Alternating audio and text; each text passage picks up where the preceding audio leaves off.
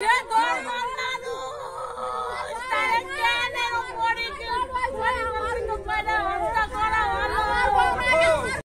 তো বিগত যে 21 দিন আগে নিখোঁজ হয়। নিখোঁজ হওয়ার পরে আমরা তো অনেকভাবে তদন্ত করছি, পুলিশ দায়ী করছি, খোঁজ খবর করাইছি, কোনো কিছু পাই নাই আমরা। তারপর জাহিদকে করা হয়েছে, জিডির ভিত্তিতে ধরা হয়েছে, ছেড়ে দেয়। এরপরে যখন কোর্টে মামলা করা হয়েছে, তারপরে জাহিদকে অ্যারেস্ট করা হয়। অ্যারেস্ট করার পরে এই যে আজকে 21 দিন পরে আজকে যে তাও তো আমাদের পরিবারের কেউ সিদের বাড়ির পাশ থেকে, তার পারিবারিক কবরস্থান থেকে লাশটা পাওয়া যায়। ওনাকে ফোন দিয়েছিল জাহিদ ফোন দিয়ে ওনাকে নেয় রাত্রে। কবে? 8 তারিখ, 8ই নভেম্বর দিনগত রাত্রে ওনারে ফোন দিয়ে বাসা থেকে বের করে দাঁড়াই রয়েছি, দেখি কি পাই। তারপরে আমি আমার দেওয়ারে ফোন দিছি যে বাড়ি আয়, দারোগা মনে হয় পাইছে। আমাকে ফোন না দিলেও আমরা তো ফিসে আইছি গেছি। আল্লাহ আমাকে নিয়ে গেছে ফিসে। তারপরে দারোগা যাইয়ে ওসিরি ফোন টোন দিয়ে সবাই ফোন টোন দিয়ে সেই দারোগার লাশ ওই যে আনছে, ওসি আর দারোগা মিলে ওই লাশ সব নিয়ে আইছে। এখন আমি চাই এই জাহিদের আর এই সোহেল টিটু আর যারা মারছে তাকে ফাঁসি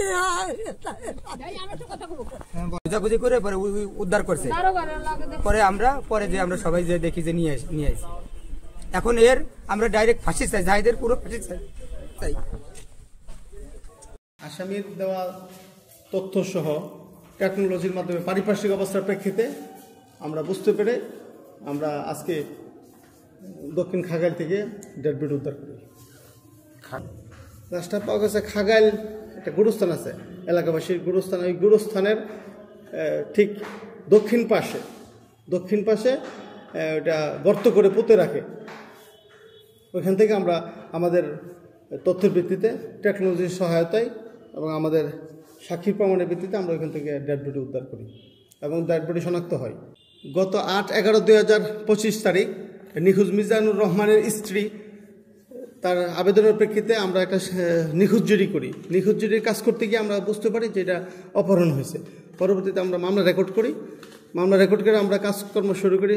পারিপার্শ্বিক অবস্থা, সাক্ষী প্রমাণ এবং আমাদের যে টেকনোলজি আছে ওইটার ভিত্তিতে আমরা শনাক্ত হই, যে আমরা বুঝতে পারি যে আসামিকে ভিকটিম মিজানুর রহমানকে মেরে ফেলছে এবং তাকে হয়তো কোথাও পুঁতে রাখছে বা হাইড করে রাখছে।